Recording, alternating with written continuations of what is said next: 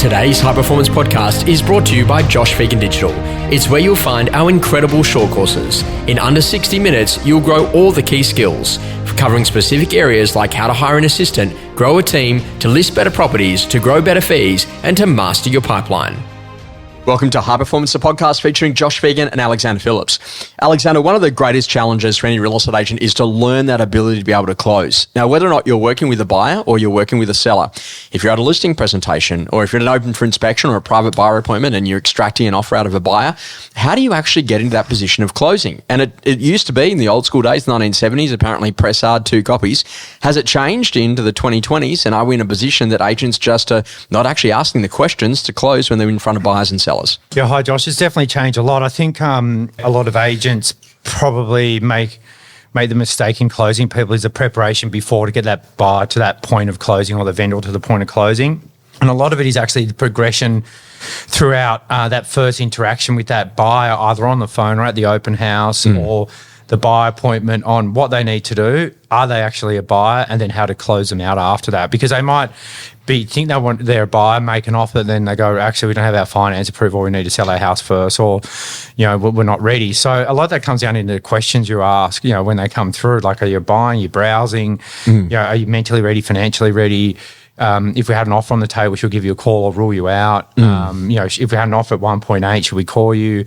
It's sort of the testing of it. Oh no, we're not. We've never bought before. We'll grab their hand and talk them through the process and progress them into being a buyer.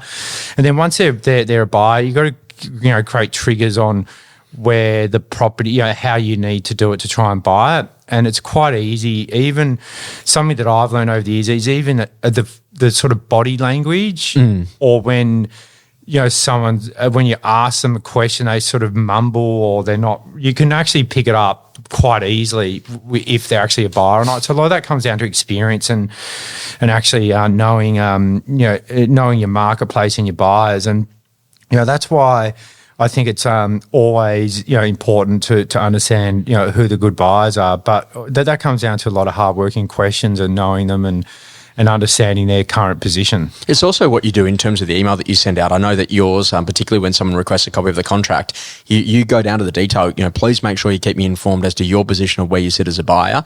In addition to that, here in New South Wales, if you wish to proceed to make an offer, it would be under a Section 66W, which actually waives all of the cooling off period. You're in a position in terms of the deposit, the cheque would need to be written out to Phillips Panzer Donnelly. The whole conversation there. Here's where you buy a copy of the Pest and Building Report, all of those things. Like when you read that as a buyer, it basically says, hey, like if you want to proceed, this is exactly what to do. And you iron out all the areas of friction. Whereas I meet a lot of other agents who are kind of like, oh, well, and then the buyer is actually unprepared. So you're doing a lot to actually get the buyer prepared to get them there. And I always say that when I'm teaching a brand new agent, if you're going to take an offer from a buyer, you're going to need to know all the essential elements. So what's the name or entity they're going to be purchasing the property in? Who's the solicitor that they're going to be using? How they're going to be paying that deposit? Are there any conditions with the offer? What are they doing in terms of settlement date and what are we doing in terms of purchase price? Now, Alex, when it actually comes to closing inside the listing presentation, one of my favourite closes is just the summary close, which is, I just want to confirm with you, pricing, marketing method, timing, fee, why us, the open time, auction time, photo time, all of the above. So it looks like we've got everything done, yeah? Well, then let's get to it, yeah? And what we've actually seen is a huge change in, prop tech wanting to try to get agents to be in a position that they've got to send a proposal rather than just closing on the spot while you're there with the client. What are your thoughts about, when is a proposal appropriate and when are you trying to close while you're there with the client? That's something we've changed a lot. Is we're now trying to sign up on the spot or get agency agreements straight away, and if not, get them on DocuSign the same day and get them back. So, I've always been a person that gives them everything on the spot. I don't have to go back and think about it, give them a price. It's all there.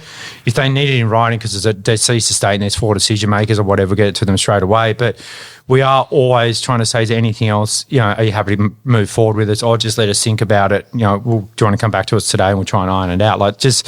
We've been a little bit more pushy, I would say, on actually closing them, because we have missed properties over the last few years where we've probably been a little bit relaxed, just not expecting, but my approach has always been, let them make the decision, they'll come back to us, but then other agents come in and undercut you or whatnot. So our conversion rate's probably the highest it's ever been, and our fees have actually gone up this year opposed to other years, probably, many reasons behind that. But I think that closing at the listing appointment, is definitely something that we're starting to pick up. And it just reminds me of one very simple thing, that if you don't ask, you don't get. So make sure you actually ask the question before you leave the lounge room.